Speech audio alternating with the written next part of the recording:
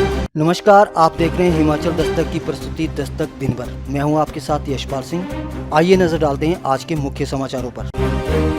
मुख्यमंत्री जयराम ठाकुर ने किन्नौर को दी करोड़ों की सौगात। कोठी में ट्रैक्टर पलटने से युवक की मौत, 3 कामगार घायल। प्रदेश सरकार को अराजपत्रित कर्मचारी महासंघ की चेतावनी, मांगे न मानी तो घेरेंगे विधानसभा। शाहतलाई में पाकिस्तान के नारे लगाता बांग्लादेश का युवक गिरफ्तार। संगड़ा में 1.5 किलो चर्च के साथ युवक गिरफ्तार। और अब समाचार विस्तार से। मुख्यमंत्री जयराम ठाकुर ने किन्नौर जिला के 1 दिवसीय दौरे के दौरान रिकांगपियो में स्वर्गीय ठाकुर सिंह नेगी म्यूजियम का शुभारंभ किया। इसके अलावा रिकांगपियो चौक से अग्निशमन विभाग के 2 फायर वाटर टेंडर को भी हरी झंडी दिखाकर रवाना किया। तो पुलिस ग्राउंड रिकांगपियो में राज्य स्तरीय नृत्य प्रतियोगिता और क्राफ्ट मेले का शुभारंभ किया। इस दौरान मुख्यमंत्री ने जनजातीय हथकरघा और हस्तशिल्प प्रदर्शनियों का अवलोकन भी किया। इसके अलावा मुख्यमंत्री ने जिला के लिए लगभग 77 करोड़ रुपए की 31 विकासात्मक परियोजनाओं के शिलान्यास और लोकार्पण भी किए। सारी चीज़ों को लेकर के बहुत सारे प्रयत्न हुए हैं, प्रयास हुए हैं, लेकिन उसके बावजूद भी कहीं अगर ऐसा लगता है कि कहीं अगर कमी रही है तो निश्चित रूप से उसको विचार करेंगे, आगे बढ़ेंगे। मैं आज तो विशेष तौर से जो राज्य स्तरीय हमारा यहाँ इस तरह के इस मेले का आयोजन किया, विशेष तौर से जिसमें संस्कृति, अपनी जो ट्राइबल की जो संस्कृति है उसको बढ़ावा देने के लिए और उसके साथ साथ का ट्राइबल का जो हमारा क्राफ्ट है उसको प्रमोट करने के लिए, जहां हमारे आज़ादी के 75 वर्ष बीते हैं, पूरे देश भर जो है वो आज उस दृष्टि से हम कार्यक्रम कर रहे हैं। और उसी तरह से हिमाचल प्रदेश के भी पूर्ण राज्यत्व के 50 वर्ष पूरे होने के बाद हम स्वर्ण जयंती का वर्ष इस रूप में मना रहे हैं और विशेष कार्यक्रम का इसका आयोजन किया। केंद्र सरकार ने इसके लिए सहयोग किया 30 लाख रुपए का, ताकि ट्राइबल के इलाके के क्राफ्ट को, कल्चर को आगे बढ़ा सके। उस तरह से मैं समझता हूँ कि एक अच्छी पहल हुई है और इसको और आगे बढ़ाने की आवश्यकता है। और मैं सभी को बधाई देता हूँ आज के इस खास तौर से इस आयोजन के माध्यम से जो ट्राइबल कल्चर, ट्राइबल का हमारा है क्राफ्ट जो है वो प्रमोट करने की दिशा में आगे जहाँ हम बढ़ रहे हैं तो उसमें हमको सफलता मिलेगी, ऐसी उम्मीद करता हूँ। उपमंडल बंगाणा के गांव कोठी में एक सीमेंट से भरा ट्रैक्टर पलटने से 38 वर्षीय युवक की मौत हो गई, जबकि 3 कामगार घायल हुए हैं। मृतक की पहचान शम्मी निवासी कोठी के रूप में हुई है।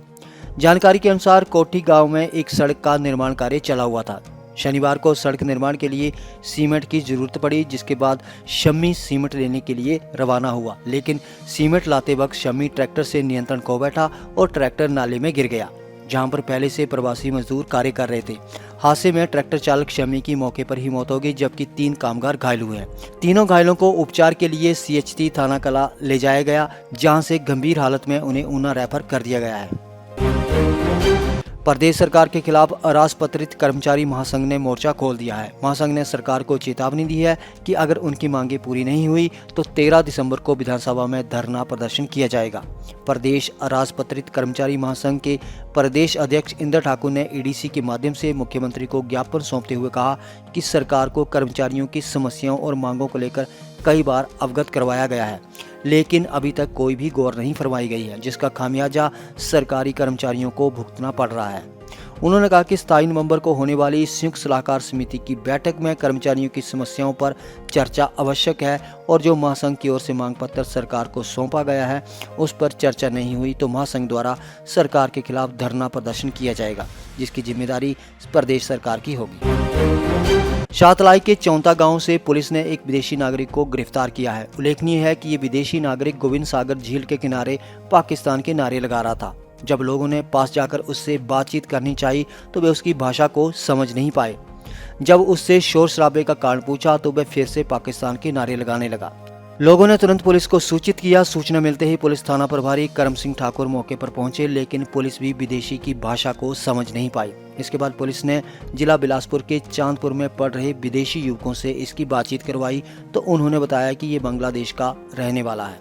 थाना प्रभारी करम सिंह ठाकुर ने कहा कि पुलिस ने मामला दर्ज कर छानबीन शुरू कर दी है।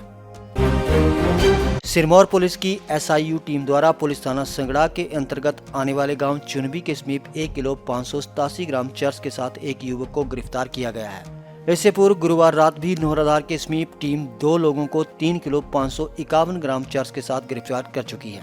गौरतलब है कि पिछले 10 माह में उपमंडल संगड़ा में SIU टीम द्वारा चरस, हेरोइन तथा अवैध शराब के साथ 2 दर्जन के करीब लोगों को सलाखों के पीछे पहुंचाया जा चुका है।